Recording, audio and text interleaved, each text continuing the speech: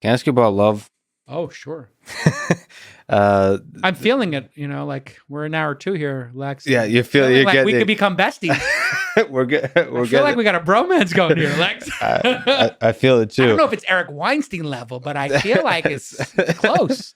Yeah, I'm feeling the love. But we talked about Yeah. there's music to my ears. Your whole rant on the Olympic nature of a startup. Yeah.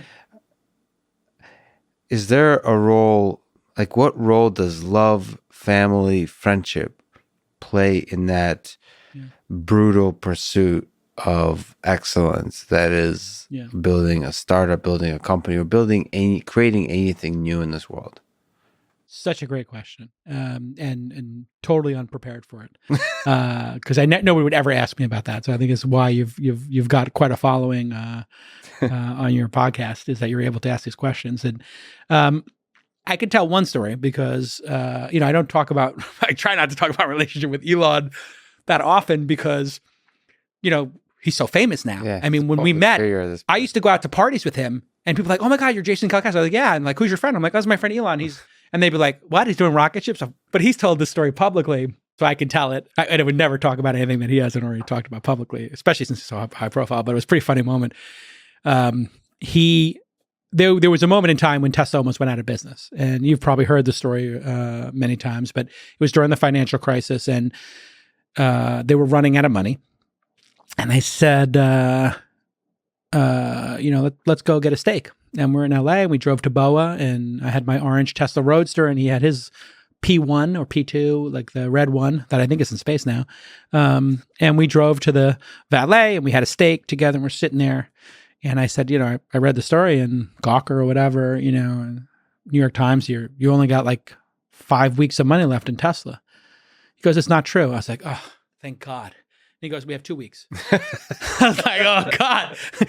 I was like, "Well, what's going on with the rocket ship company?" Yeah. I know you did the one last month, and don't you have one coming up? He's like, "Yeah, we got the third one coming up." I was like, "Well, how's that going?" He said, "Well, we blow that one up. There's no more SpaceX."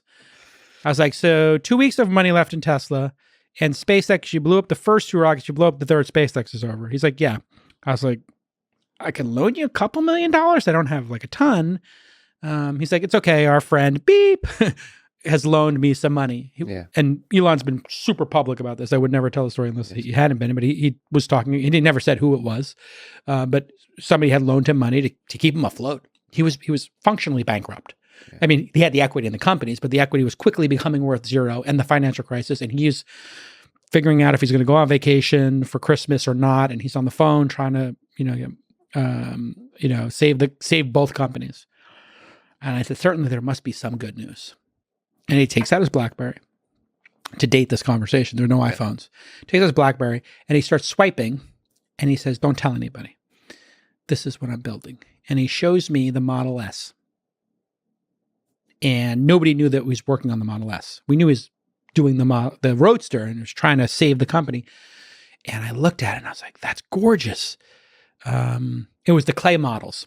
So it was a full-size clay model. So there's human beings standing around a clay version of this tiny little BlackBerry picture. I'm scrolling through remember that little pad or the ball on the BlackBerry? I'm scrolling through it. I'm like, "This is fucking great." And I just said to him, it's like, "What's the range going to be?" He says, "Well, I think we get 250 miles. I was like, 250 miles? He's like, "Yeah, I think it'll be the safest car ever." I said, "What is it going to cost?" He says, "I think this could cost eventually $50,000, $60,000. I said, "Elon, if you make that car, you'll change the goddamn world. You have to, this company must survive, because the Roadster's for like 2,000 people in the United States. This car is for every person in the United States. Every single person in the United States will want this car if it's $50,000. And maybe some of the people who have $20,000 or $30,000 cars won't be able to afford it, but they'll all want it. It's gorgeous." And he said, "You really think so?" I said, "Yeah." So I got home and I talked to my wife, Jade, and I said, "Do you have the checkbook?" She does all the finances and stuff like that, pays every the bills and whatever. And I said, "Yeah, don't tell anybody. Elon's making this great car." And I wrote 2 checks for $50,000. And I just took out a piece of paper and I wrote, "E, comma, love the new car. I'll take 2. And I signed it. I kissed the 2 $50,000 checks, put them in the envelope, and I FedExed it to him Yeah. for Monday delivery. And I said to Jade, that $100,000 is going to be gone in 48 hours because we'll pay for 1 or 2 days of payroll on Tesla. So we just added, like, instead of 2 weeks in a row, he's got 12 days. Yeah. And the checks don't cash. But then I read a story that he's closed the money, he saved the company in like the next week or two. And a couple of months later, the checks get cashed. Mhm. And I'm like, okay. 3 years later, I get an email. Your reservation number, it's from Tesla. Yeah. Your reservation number is 000000001. And then 5 seconds later, your reservation number is 0000073. And I forwarded the number one to Elon. And I said, you know, I can't take number one, a signature number one. I can't take that. That's yours. Yeah. And he's like, oh, I got 5 of them. And besides, you're the first person who ordered it.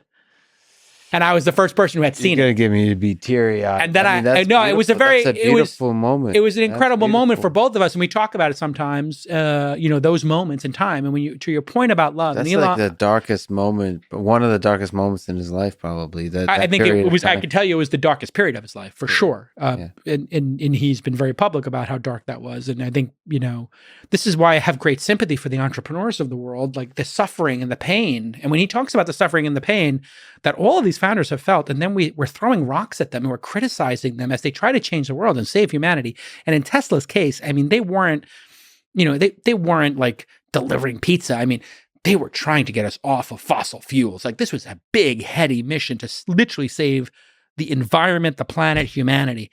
And the way they shorted that stock and they attacked him, it was always perplexing to me why any human being who is standing on God's green earth would want to throw rocks at the guy who is trying to stem the dam of global warming that is about to engulf all of us. How dare they throw rocks at that guy? Yeah. There's so many people you could throw rocks at. There's somebody who's making the Juul vaporizer. Throw rocks at that scumbag. No offense.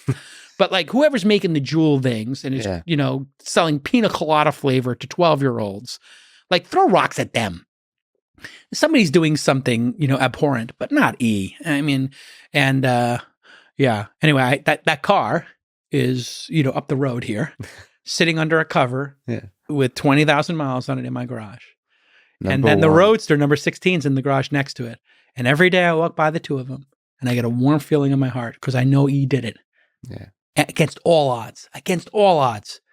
He pulled it off. And it was that moment, that month in that 2000, I think it was probably December of 2008, I think. You know, it's just 12 years ago when you think about it, 13 years ago. It was dark. I mean, it was dark. And they almost had the same thing happen, you know, in the Model 3 production in June of 3 years ago. And I remember him just trying to get the Model 3 out the door, and the company almost crashed then.